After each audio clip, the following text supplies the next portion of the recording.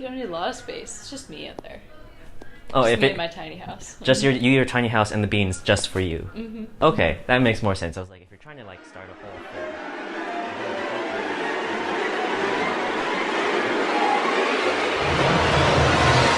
thing. Something about beans. Hi guys, I'm Arleo. Welcome to the Kitchen Drink, where we're raiding your fridges and making some delicious crafty cocktails. Today I'm here with Maddie.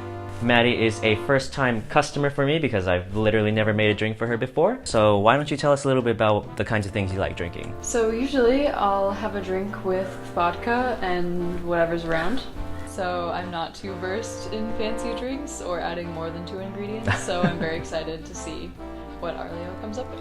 How often do you venture outside of vodka? Well, I just mixed some gin and apple cider and it was alright. Yeah, no, that So- I would like that. I won't usually go for dark liquors, but maybe with tequila or wine. I really like wine.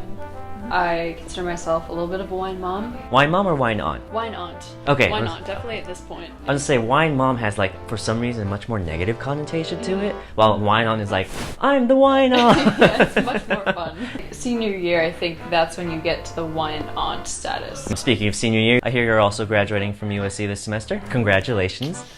Are you ready to take that step out into adulthood? I think I am not ready.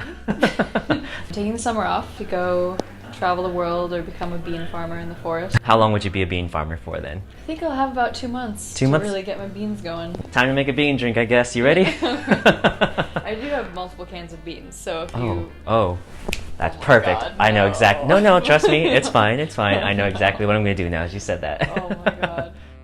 Channing Refrigeratum is going to open up to reveal 2 citrus juices for us to look at, as well as a little something spicy, and what is evidently a random jar of tequila.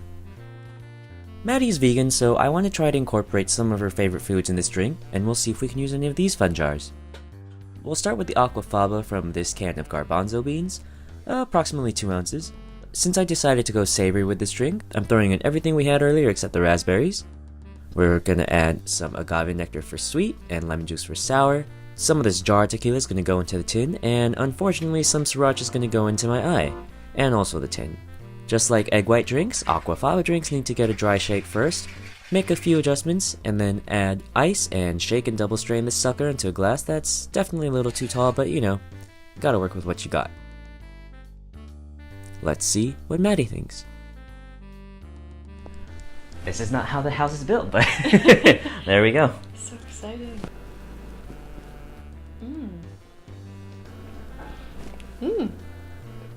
Spicy. Maybe it's the spice bringing out, but it tastes like tequila. I feel like the spice is either tapatio or sriracha.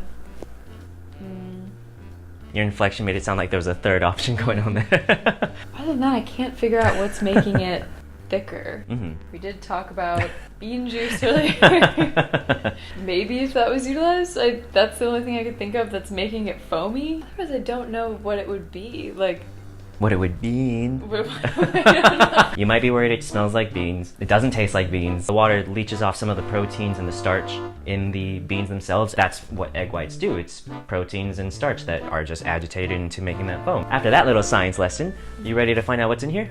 Yeah. Alright, we're gonna start with the thing we just discussed. Aquafaba from this exact can of garbanzo beans. Like I said, Aquafaba, great substitute for egg white in cocktails. And as she said, great substitute for egg white in food. For the citrus component of this drink, I used your Kroger 100% juice lemon. How much is actual juice? It says 100% juice, but it is more concentrated.